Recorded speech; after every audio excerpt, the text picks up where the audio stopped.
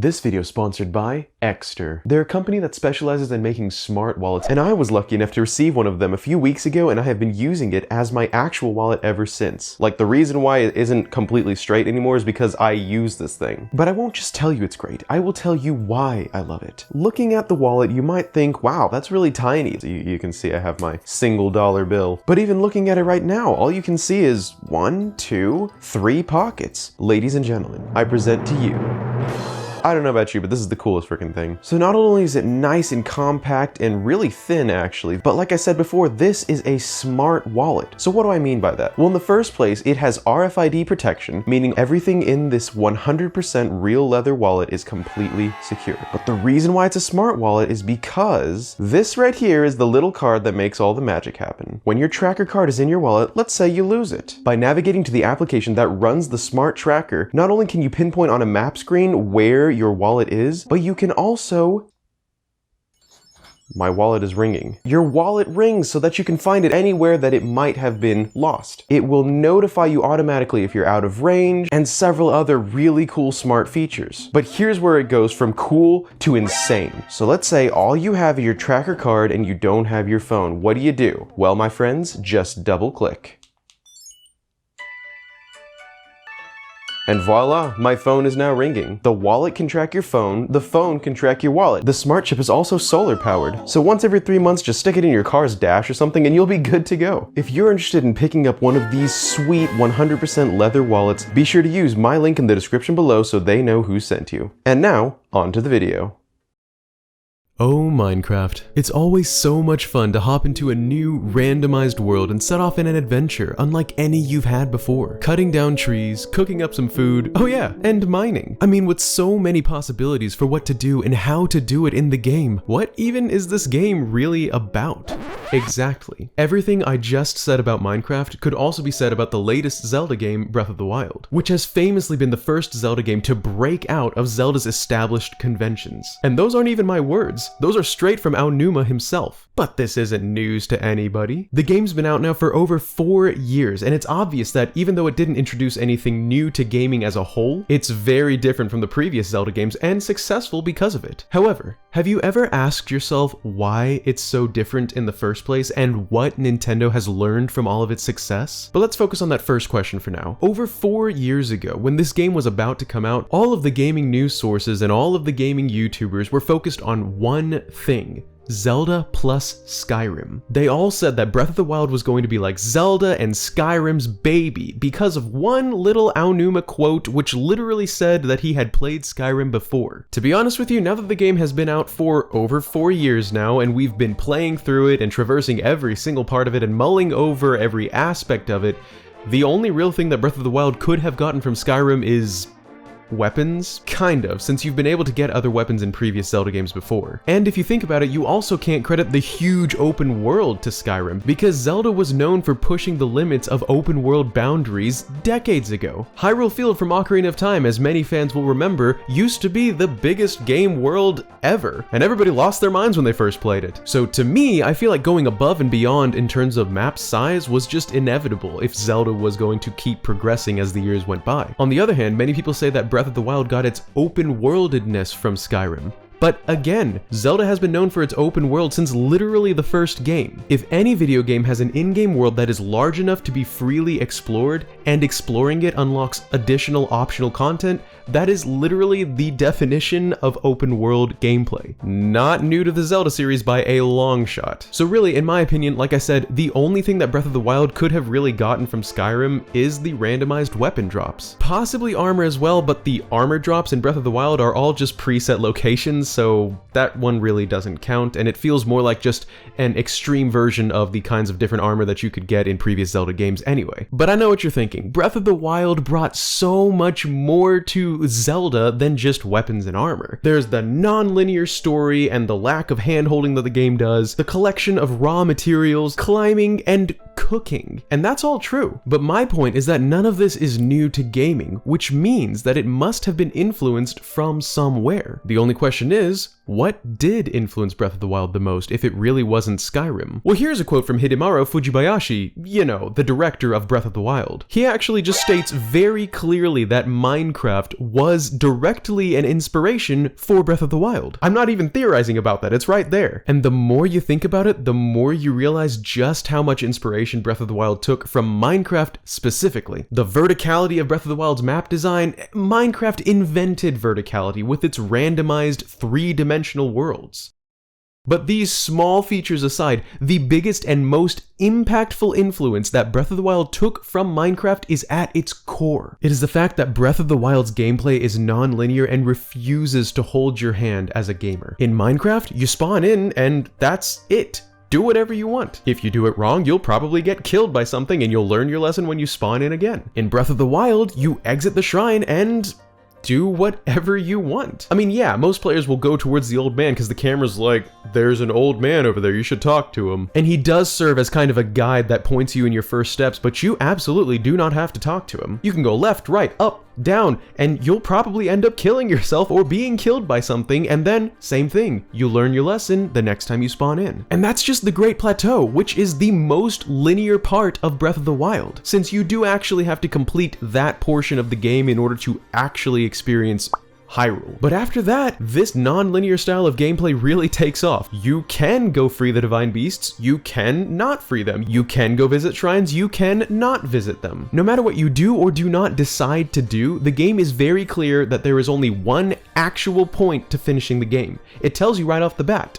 2 words. Defeat Ganon. After you defeat him, boom, credits roll. You finished the game. That was the only thing you really had to do. In Minecraft, there's only one real goal: defeat the Ender Dragon. After you defeat the Ender Dragon, boom, credits roll. And while yes, technically there is gameplay to be had after you defeat the Ender Dragon, this is what most people consider to be the end of the game, Minecraft. The only real thing that you need to do prior to completing the game, similarly to Breath of the Wild's Great Plateau, is you need to create a nether portal, as this is the only way to unlock the rest of the map. You could explore your world above or the world below and visit other villages and craft diamond armor, or you could not. The choice is completely yours. How you get to the end of the game does not matter, and this spawned so much curiosity and exploration that was unique to every single person playing, and it's also what I believe most influenced the core of Breath of the Wild. And to be honest with you, why wouldn't it? Let me throw a couple of numbers at you to illustrate just how impactful Minecraft is to gaming as a whole, but also specifically to The Legend of Zelda. In the past 35 years, do you know how many copies of The Legend of Zelda have been sold? As of this past December 2020, and not including spin-offs like Hyrule Warriors, the Zelda series has a very impressive 114 million copies sold, with Breath of the Wild alone contributing to 23.14 million, or over 20% of that total number. Minecraft, which has just now been out for 10 years by the way, has sold over 200 million copies. But it gets worse. Let's rewind to before Breath of the Wild's release, since we are talking about the impact that Minecraft had on Breath of the Wild. Back to 2016. I'm going to give the Zelda franchise an overestimation and only subtract the Breath of the Wild sales that happened March 2017. So, as of June 2016, Zelda had sold 114 minus 23 from Breath of the Wild, so just about 91 million units by June 2016, while the single game of Minecraft officially passed 100 million units sold. One single game outsold a franchise that was 25 years old. Just let that sink in for a second. That is the only time in history that that has ever happened. Ever. And it's not slowing down either. If you've ever visited the YouTube trending tab, it looks something like this. Minecraft, Minecraft, Minecraft. Minecraft, Minecraft, Minecraft, Minecraft, Minecraft, Minecraft. There are so many more Minecraft videos on this trending tab, but quite honestly, I got tired of saying the word and now I need a glass of water. Remember that early on in the video I asked 2 questions. 1, why Breath of the Wild was so different, and 2, what Nintendo learned from it? We've already spent some time going over why Breath of the Wild was so clearly inspired by Minecraft specifically. Now let's talk about the future. What has Nintendo learned from Breath of the Wild's monumental success over its previous games? Well, here's another quote from the CEO of Nintendo himself, Mr. Shuntaro Furukawa. They see every year as a do-or-die situation, which means that they continually have to get better and evolve the kinds of games that they make, or they consider it to be a total failure. death. And we actually saw this happen right before our eyes, even though we didn't really realize what it meant at the time. Do you remember the first Breath of the Wild teaser trailer? Way back when everybody was saying that that rider wasn't Link, or that Link was actually a girl, or that the Master Sword wasn't present in the game. Those were good times. But recall the end of the teaser. The game was initially supposed to release in 2015. Then it got delayed to holiday 2015. Then early 2016. Then holiday 2016. And then finally, they straight up lied to us and told us that it was not going to release in March of 2017, but then it ended up being released with it anyway. You know what I think?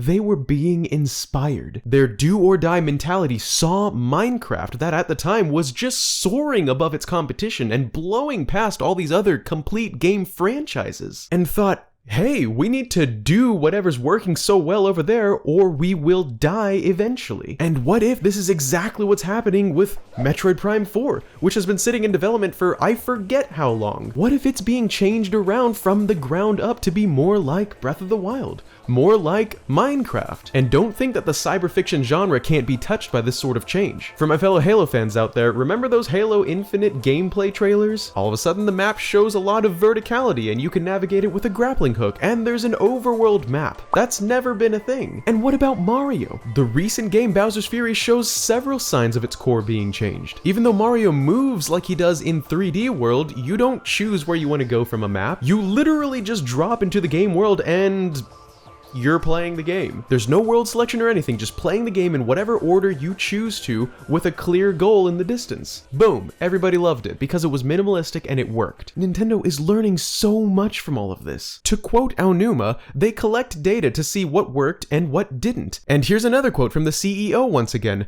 They see the game market as more volatile than ever, meaning they have to try harder for people to choose to buy their games as opposed to others. Competition is more fierce than ever, and they do not take the current situation lightly, and they are constantly looking for new ideas. They put some core Minecraft-isms in Breath of the Wild, and boom, best-selling Zelda game of all time and game of the year 2017. Guys, the first fruits of the future of our favorite franchises from video game developers like Nintendo is happening right in front of our eyes, whether we like it or not. And I really do believe it comes down to the greatest selling game of all time, Minecraft. Now, whether you got something from this video or this was all just regurgitating information that you already knew, I am genuinely very interested in what you think about the influence from the current Minecraft era of video gaming, so please let me know what you think down in the comments below. Also, thank you so much for watching. If you would be so kind, please leave a like on the video if you watched all the way until this point. The almighty YouTube algorithm hasn't been being very nice to gaming creators these days, you know, the ones that don't solely cover Minecraft, so every single like on a video helps push channels just like mine back into YouTube's favor. And if you did just like the video, thank you so much. Also, be sure to subscribe to the channel if you haven't already to stick around for much more content to come.